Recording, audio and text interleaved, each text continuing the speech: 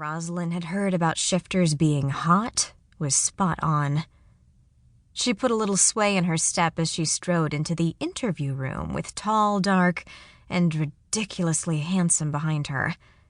She pretended to check out the sparse accommodations of the small room while she waited for him to follow her inside and then close the door.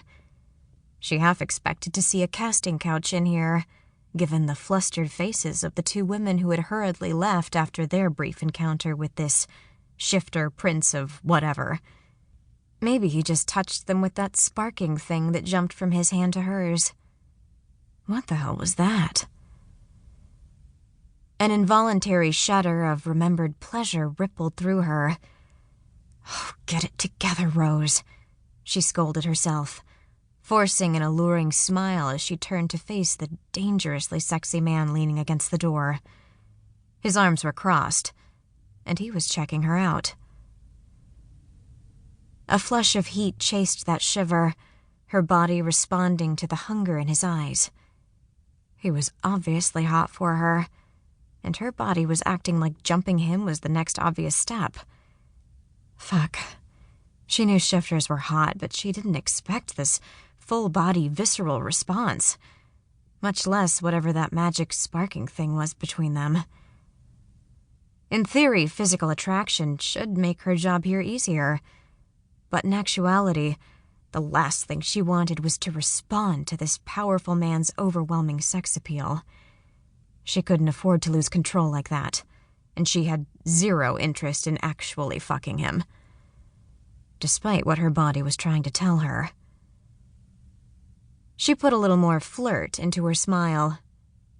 So, how does this work? He bit his lip in a way that seemed entirely intentional, but it still sent another one of those rippling shudders of pleasure through her. For the love of magic. She tried desperately to calm her body's seemingly automatic response. Sure, he was gorgeous. Dark, slightly reddish-tinted hair, dazzling sapphire blue eyes alive with intelligence. A chiseled jaw and high, carved cheekbones making him just a little too rough to be an actual pretty boy. And that body. It was like he'd stepped out of a men's fitness magazine and dressed up to go clubbing. A shifter who seduced women. She's never met one before, but she knew all she needed about men like him. And this guy was exactly how she imagined. Top-drawer sexy, full of himself, and ready to jump in her pants. He was taking his time in answering.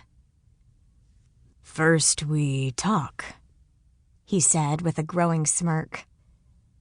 "Right now I'm testing to see who I'm sexually compatible with." Of course. Forget the casting couch. He could just take her right on the floor or bend her over one of the stuffed chairs. She crossed her arms and cocked her hip to one side. "So you're just fucking a bunch of women?" She put acid in her voice. She would not get what she wanted if this was all a charade and he just screwed her and sent her on her way. "You're not serious about this mating thing?" She dropped a heavy dose of accusation into her voice. His smile faltered, just a little, but she saw it. She kept in her own smirk. "No, I'm serious about that. Deadly serious."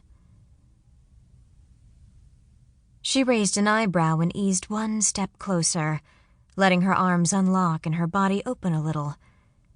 She had curves that men had a hard time ignoring, and she knew how to use them. Not that she actually dated. Men were fine for some sexual relief every once in a while, but more than that, and they were just trouble. Especially the non-human kind. With everything she and her mom had been through, it was clear that men just fucked things up. Life was simpler and, frankly, better when it was just her mom, and her shop of magical artifacts. But she understood how men worked, and she could haggle with the best.